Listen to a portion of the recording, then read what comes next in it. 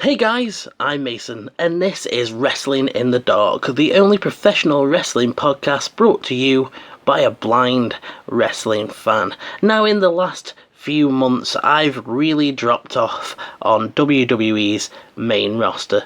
I stopped watching it around Crown Jewel last year and started again at Royal Rumble, but since then, I've dropped off again. They've lost my interest. And today I wanted to talk about, in no particular order, what are some things that WWE could do to make me watch the main roster again? What ideas have I got? What could they do? Stick with me if you want to find out. The first thing I wanted to talk about was making the titles matter. Now, there are a lot of championships floating around in the WWE right now between Raw, SmackDown, 205, NXT UK and NXT. There are a hell of a lot of championships going, and quite frankly, they all seem to be the same. They all have the same setup. None of them mean anything, and I would like to see that change. The 24/7 championship was fairly interesting to me because the people on the undercard, such as R-Truth, Jinder Mahal, the other people that have been involved in these skits with the 24/7 championship, do deserve some exposure. Carmella and R-Truth have been really, really entertaining together, and them having the chance to upload these videos to YouTube and show a little bit of what they can do with the comedic timing, etc., and get themselves a little bit of exposure, I don't have any problem with that. However, it is sort of superfluous. It is sort of needless that they have a new belt.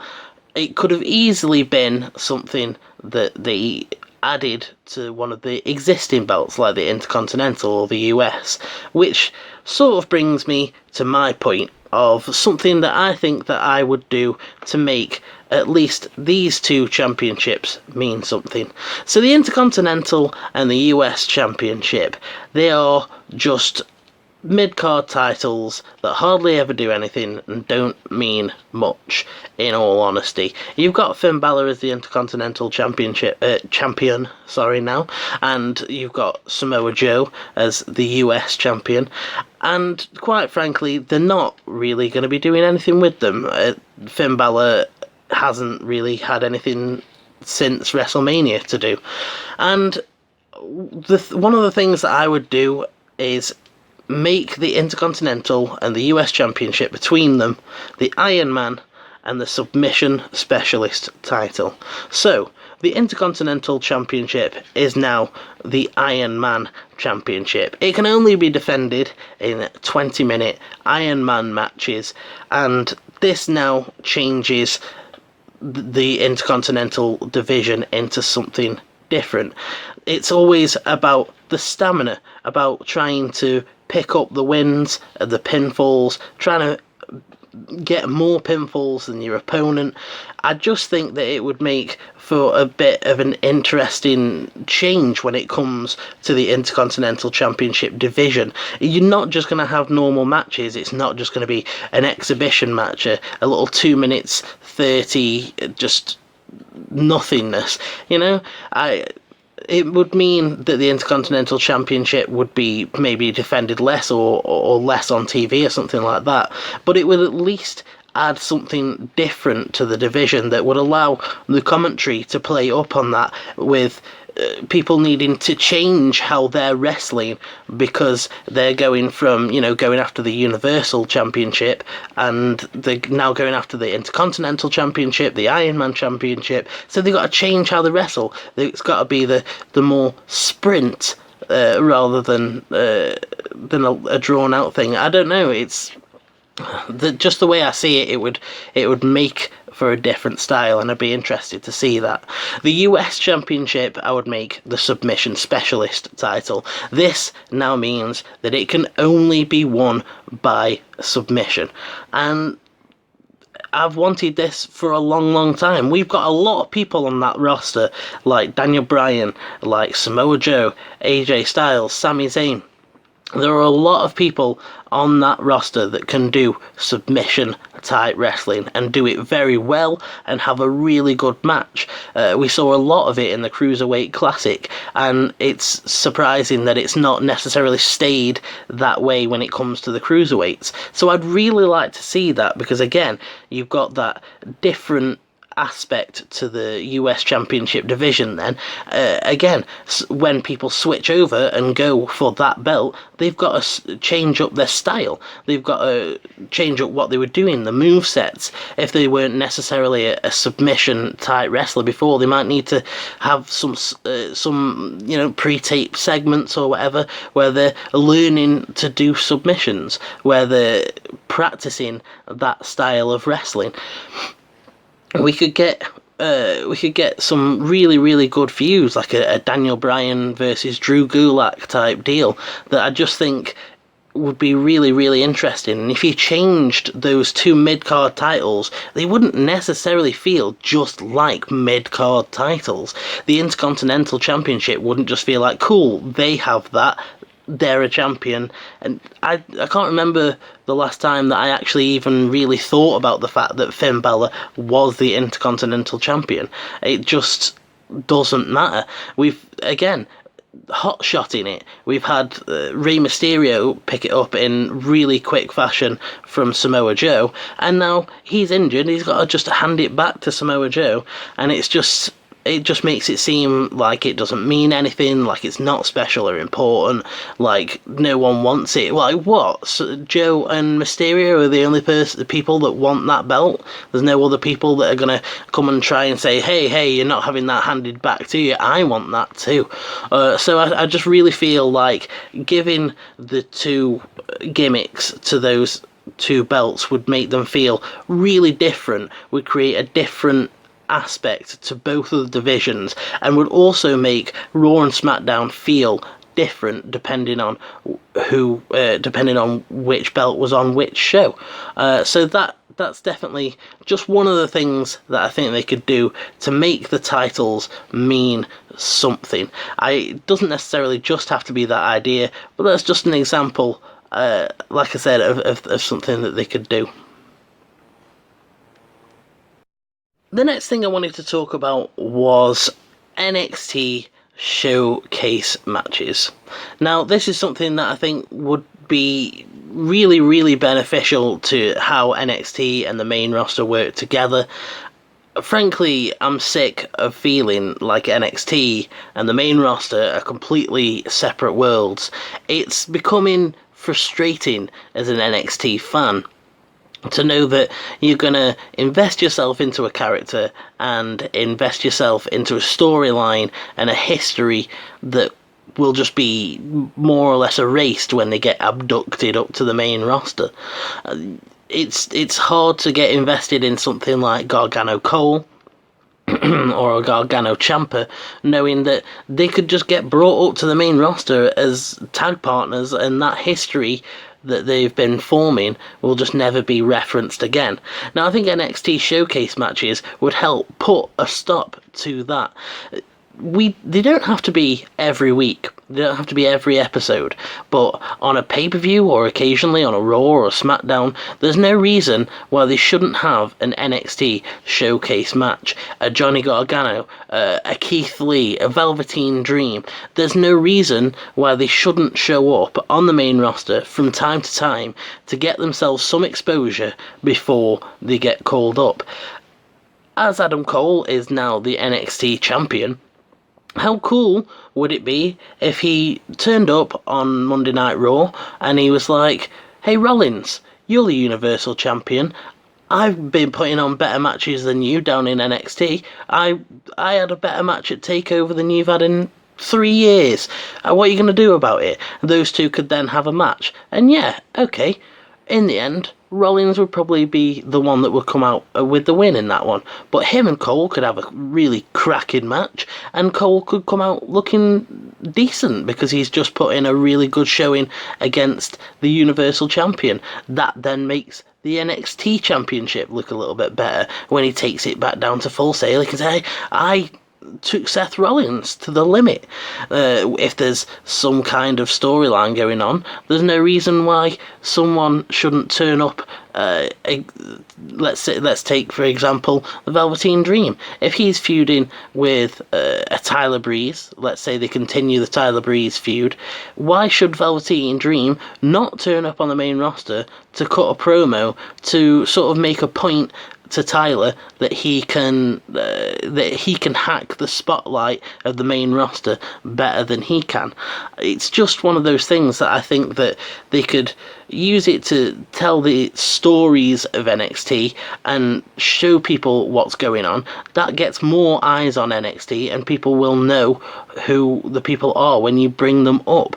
It also allows for you to form some sort of slow burn storyline that you can then use for their debut, rather than it just being a slideshow and here they are, or some sort of Royal Rumble entrance or something like that. They could actually debut in some sort of storyline after having had 3 or 4 showcase matches over the last few months, and people are like, oh yeah, I know this guy, I've seen him, I've watched NXT, I saw him in that match against Cesaro 2 weeks ago, or I saw him against Samoa Joe a few weeks ago, something like that.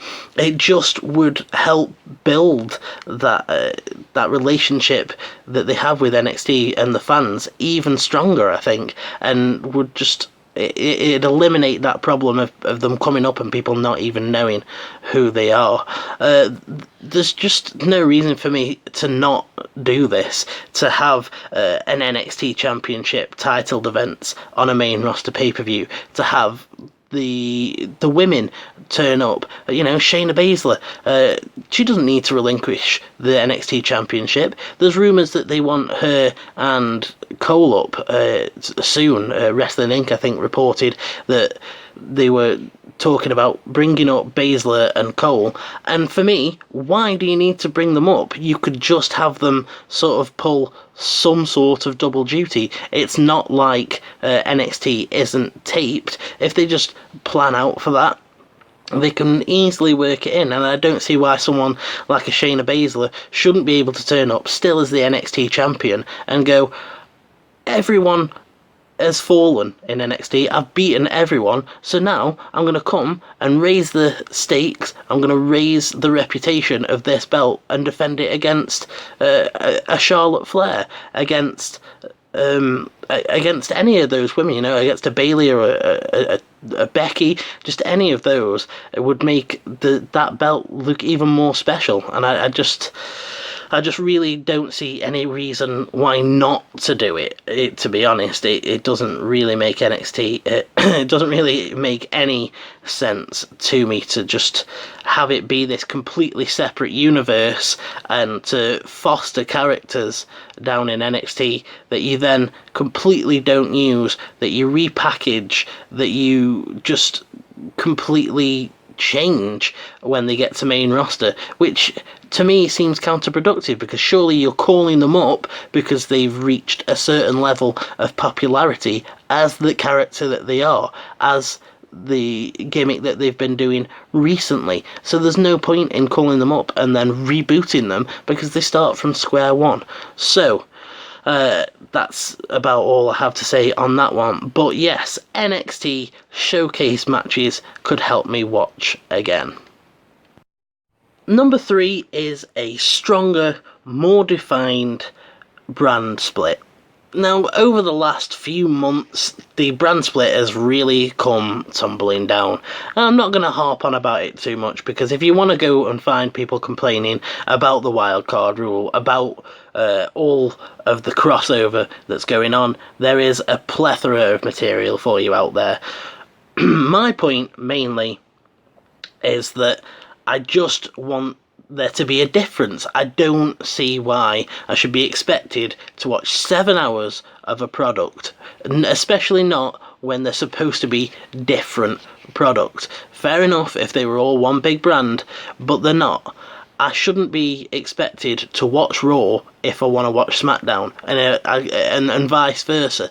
If 3 hours is too long of a show for me. I should be able to go and watch SmackDown, only watch the 2 hour show, and completely make sense of everything that's going on without needing to watch Raw and have those stories carry on between both shows. The fact that Roman is on both shows feuding with Shane McMahon is just ridiculous to me. You've got this guy that was, by all accounts, actually really, really over after coming back from his leukemia. That you've wanted to be over for the last 4 years, who's been getting booed, and he finally comes back and he's getting cheered, and you book him in a feud with Shane McMahon, and it just makes no sense to me. As well as then putting him on both shows, overexposing him so people get fed up of him again.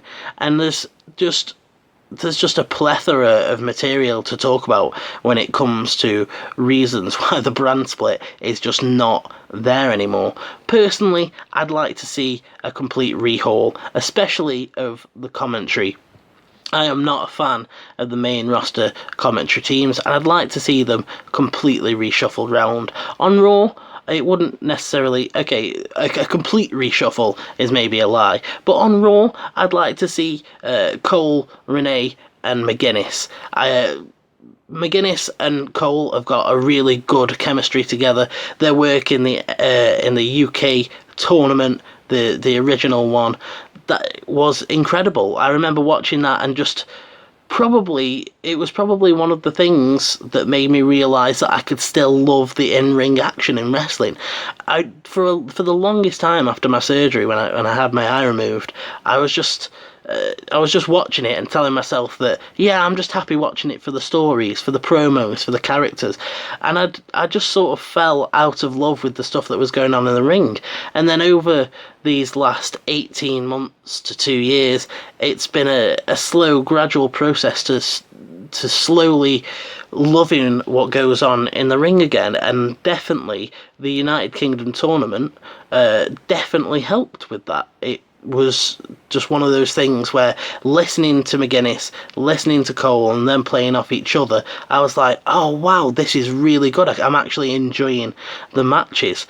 I don't necessarily mind Renee, but I don't like her chemistry with Corey Graves, and I'd like to see them separated. So, and I'd like to see Graves on only one show. So yeah, on Raw, I would make it McGuinness, Renee Young, and Michael Cole.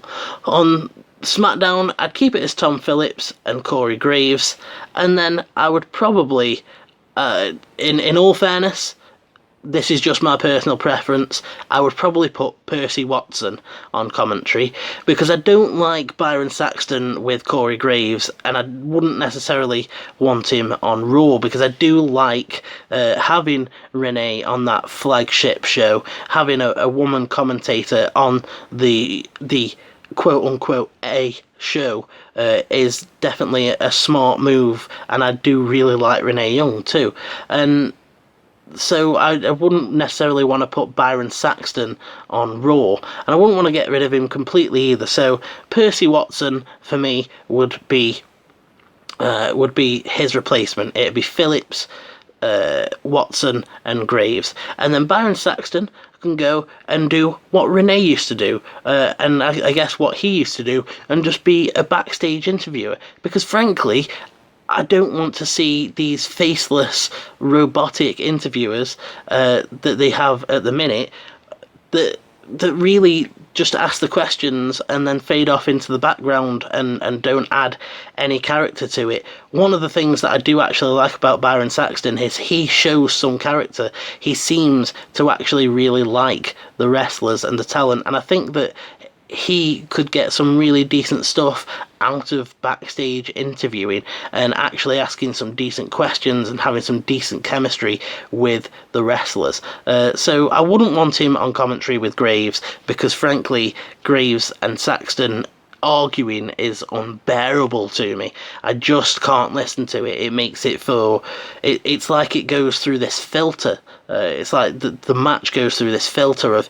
the in-ring action happens, and then I have to listen to Saxton and Graves bickering about it, and by the time it gets to my brain, I'm just not enjoying it anymore.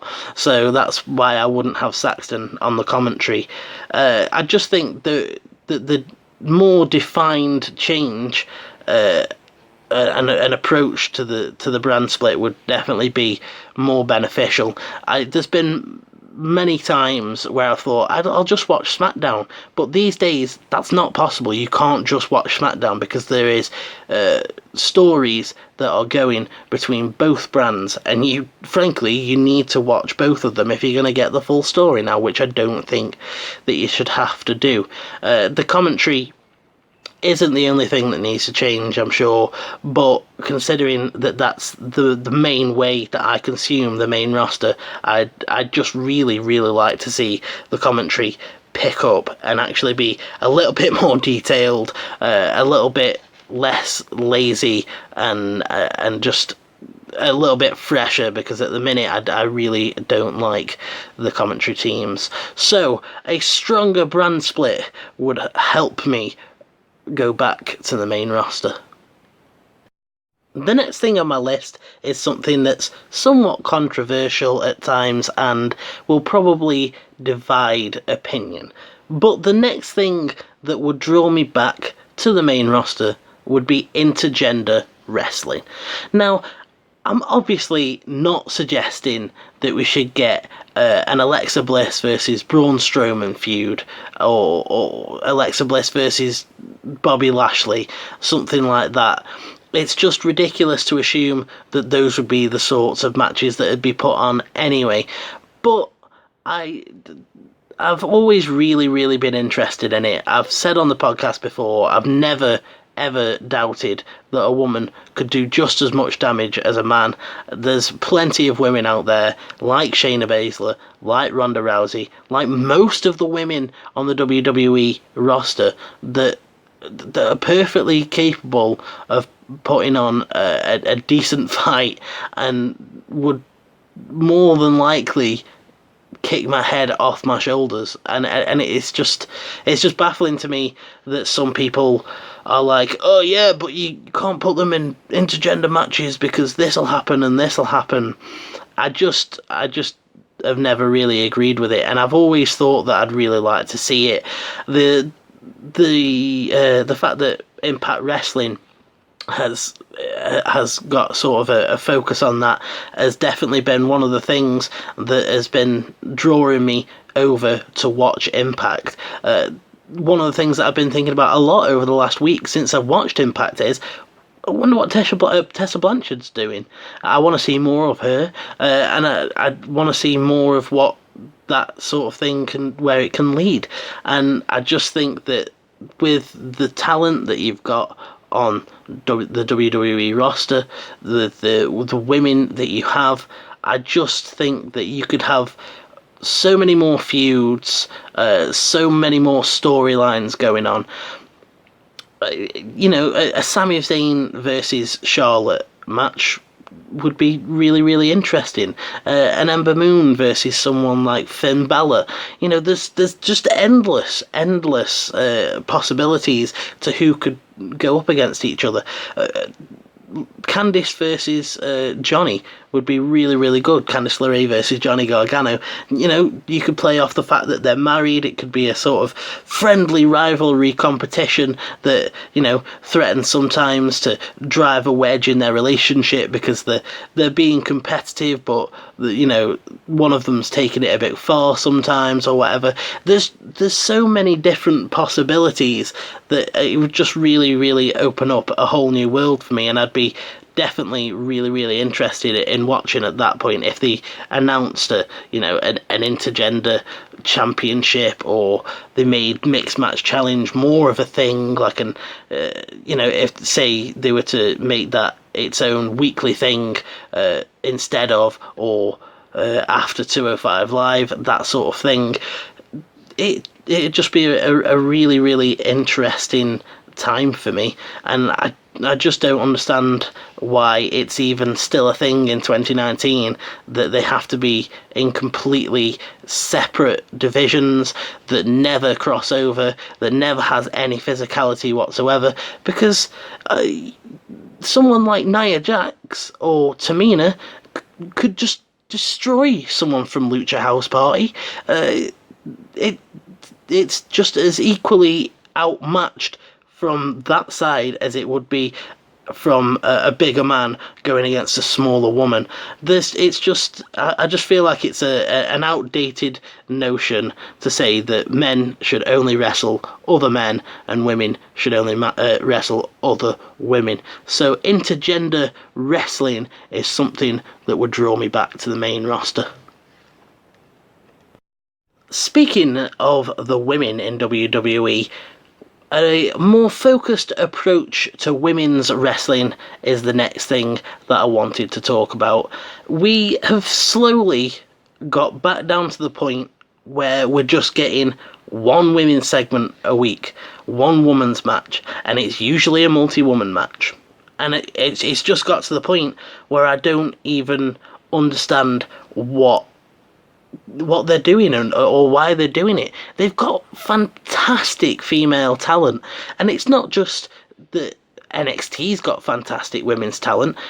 On the main roster there are some amazing women. You've got Charlotte, you've got Bayley and Becky, you've got Naomi and Ember Moon, and just all these women that are really good, and you could just use them more and give them some better storylines that actually matter, that actually work, that aren't just the fact that we are, months removed from a storyline with Mandy Rose trying to seduce Jimmy Uso away from Naomi is ridiculous. Those sorts of storylines should not be what have been. They just shouldn't be the storylines that we're being given for the women's division these days. They are serious competitors that should be represented or presented to us in a way that makes them seem as dangerous, if not more dangerous, than some of the men. I want some real storylines, some actual meaty stuff that you can sink your teeth into. I don't know. I don't remember the last time there was a women's storyline that really drew me in. I think it probably would be the stuff before WrestleMania with Becky and Charlotte and Ronda. I found all that fairly interesting, but that died away fast after WrestleMania, and even before WrestleMania it had some of its ups and downs and bumps in the road, but other than that there's just not really anything going on, and I'm just tired of them trying to cram all of the women all into one segment and just not having any storylines that actually matter or have any gravitas to them at all. And that's why, oh God, I'm about to get jumped on by everyone because no one ever agrees with this. That's why I think that they should have an all-women's show, because everyone wants to say, oh, the women's roster isn't big enough. But it is. The women's roster is big enough. If you combine the Raw, the SmackDown, the NXT, and the NXT UK rosters, you could easily fill an hour a week, or 2 hours a week even, with women's wrestling. And it's just one of those things that I think that I'd really like to see, because if it's not going to change on Raw and SmackDown, if they're not going to get more time, I'm not saying it should be 50-50 every week, but some weeks it should be 70-30 in favour of the women. Some weeks it should be that it's mostly women and there's one men's match, or it's just one of those where there are different things that they should do, and if they're not going to do them, then I just think they should give them their own shows. That way they can have the storylines that are going on during the women's show that then bleed over into Raw and Smackdown, that tell you the stories that are going on. You can carry through the A story. You can have Becky and Charlotte and Bayley and stuff still on Raw and Smackdown. They still can be the SmackDown or Raw Women's Championship, but there's no reason to not have a women's show where you have the women's tag belts actually mean something. If they were ever to do a women's mid-card, that could actually mean something at that point. I don't know, I would just like to see them have their own time to shine and actually try to present the women as an actual fully as fully equal. Basically, I want them presented to me as equal athletes to the men, and not just a side attraction that argue between themselves over who's friends with who, and etc., and not having the right shoes on during matches, and just it goes on and on and on, doesn't it? So, yeah, a more focused approach to women's wrestling, including a women's exclusive show on the network, would draw me back to main roster. So the Jon Moxley Talk Is Jericho interview was an eye-opening experience, and because of that, one of the next things that I wanted to talk about is creative control. I want to see the wrestlers be in control of their characters. They shouldn't be handed scripts. Don't get me wrong, I don't think that there should be completely freeform. If there's a really good idea that a writer's had, where it's like, oh, read this script, I've written you a promo and I think it'll be perfect for you. If it's a full script but it's really good, then fine, that's fine. But if a talent is handed if they're handed a script that they don't like, that they want to turn in and turn back and give ideas to how they can improve it or change it for the better and for their character, then I think that they should be able to do that without getting notes back saying you should learn to read the scripts verbatim and not try to change them, or tell them that's who you are, don't lose what makes you special, or that it's good shit, etc. I just want to see people given a bit more freedom to work with their characters. Look how long it's taken for Bray Wyatt to find this new Firefly Funhouse character. It's taken years of floundering, of being on and off TV, of this change and that change to the Bray character that never really felt like they were too big of changes, and slowly getting more ridiculous and more ridiculous. And yes, this new gimmick is the next step of ridiculous, but it also gives him a little bit of something to do. Do I think it will last? No, I think he'll be off TV again in 6 months when they've run out of things to do with it. And it's a shame because, frankly, and it's kind of embarrassing to admit it, but this new Bray Wyatt gimmick, it gives me the creeps.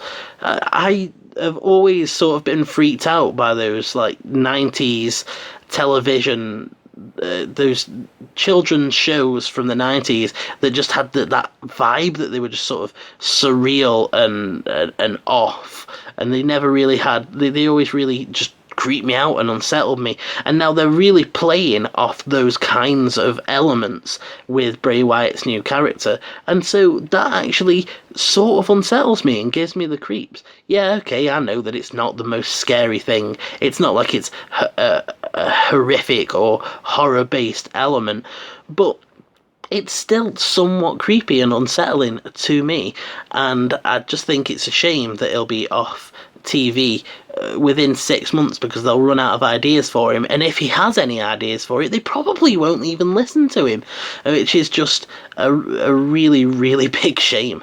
I'd really like to see some more just creative freedom for the talent. Look at someone like Mustafa Ali. One of the reasons that he actually was quite over when they brought him up from 205 to SmackDown is because he stood out. I'm forever hearing people talking about his promos, the way that they're shot with the iPhone and the cinematic style. The boys from Going In Raw are always talking about how good his promos are, and that's because they actually allow him a little bit of freedom to go and shoot those promos and actually, make them a little bit different. We used to get those Uso promos with the welcome to the Uso my tongue is completely just getting tied up here. We used to get the Usos promos with the welcome to the Uso Penitentiary, where they were, in those backstage sort of areas with the chains and the smoke and the atmosphere, and now we don't really get that anymore. And it's just one of those things that I really think that it's a shame. I think that if someone like a Finn Balor goes in and says, I've had this idea, they should just listen to him if they think it would work, and not try to stifle them and flatten them out and make them all the same. Because there's so many people on that roster that are doing nothing or stuck in pointless things. Cesaro and Ricochet have had a match for the last 3-4 weeks. Why? Not that it's bad, because I'm sure that those segments of Raw are probably the highlights of Raw. I'm sure Ricochet and Cesaro have really good matches, but where's it going to lead to? They're not going to give them a best of 7. They're not going to give them a tag team run like they did with Sheamus. They're not going to end up in a proper feud. Neither of them's going to get elevated to the US Championship or the Universal Championship scene. So why are they fighting every week? And if, when they're put in that sort of situation, if Ricochet and Cesaro are talking backstage and they come up with an idea as to why their feud could be happening, what story they could add to the feud, then that should be something that the WWE listens to. At the end of the day, if there's talents that have got the passion that Ambrose or John Moxley or whatever you want to call him, if there's people out there that have the passion that he has, where they're waking up in the morning, in the middle of the night, cutting promos on themselves in the mirror, pacing through the house thinking of the story beats that could happen and the different ways that they could go with their character, they should foster that passion. Because, well, if they'd have made Moxley happy, he might have stayed there. If he'd have had the creative freedom to present to us the character that he wanted to be, then we might have actually still had Ambrose in the WWE now as the character that we wanted him to be, and God forbid he stays there until, the later stages of his career, and then guess what? You've got someone who's worked for you for a long time that has strong creative ideas that you can then transition into a backstage. Instead, Moxley will never be back in WWE now. He doesn't want to go back there. And I'm sure people like a Daniel Bryan, as much as he loves it in the WWE, and as much as he seems to have, like my indie correspondent Glenn says, seems to have found sort of a chill place with all the creative bullshit, and found a way to just enjoy the fact that he's wrestling. I'm sure in a year or two, or whenever his contract's up, he's got to end up thinking about AEW. He's got to, because another run as Bryan Danielson, with the character things that he could do, the matches that he could have in AEW with a Cody or a Jericho or an Omega, in a tag team match against the Bucks, there's just got to be creative avenues that will tempt him at that time. Now, maybe he'll stay in because of his concussion history, but it's not even like AEW's not going to have healthcare. So if they want to keep people like Moxley and like a Daniel Bryan in the future, they really need to start allowing a little bit more creative freedom for the talents, and that would draw me back to the main roster. One of the more frustrating problems with the main roster, let's all say it together: no more part-timers. It's ridiculous, to be frank, that we've got so much use of part-timers within this last year. The fact that they managed to coax Michaels out of retirement and he literally was just in a match with Triple H, Undertaker and Kane.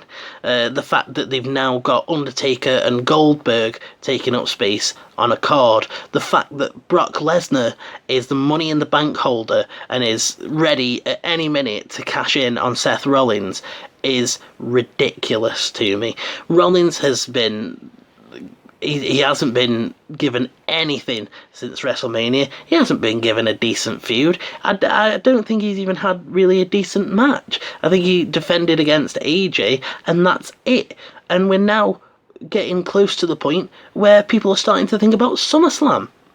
And the fact that Brock Lesnar is back again is ridiculous. You are not using people on your roster at all. The people that are there every week are getting pushed to the side for these part-timers, for these old guys that are just clogging up the top end of the card and blocking space from the younger talent that is going to be more beneficial to the company because they're going to be there longer. Look, I get it. Undertaker is a legend in this business. He is one of the best wrestlers that there's been in terms of character work, etc. I can't speak to his in-ring ability because I've only ever really watched him as an old man. And eventually I hope that I get a chance to go back and watch some of his older matches. But these days, just go away.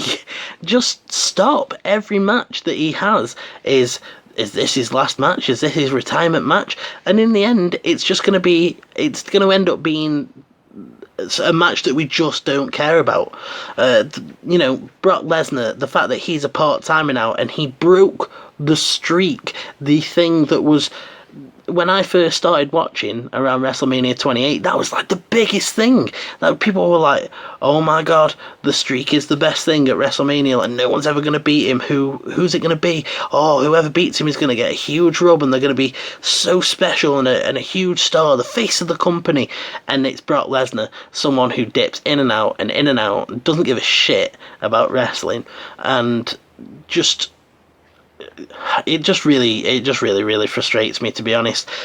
The fact that I do genuinely think that he will cash in and he will win, whether it's at Super Showdown or not, I don't really know or care, but he will cash in on Seth and he will get that Universal Championship back and he will hold it for more than 8 months, probably until WrestleMania. And I just don't want to see it again. I just don't. And the fact that, you've got Super Showdown and the biggest matches that you are advertising are Randy Orton versus Triple H and Goldberg versus The Undertaker is just not something that I want to see. And the sad thing is that, like I say, you call a Shawn Michaels out of retirement. There's rumours that they're trying to get Steve Austin out of retirement, and they're going to come out to wrestle other part-timers rather than...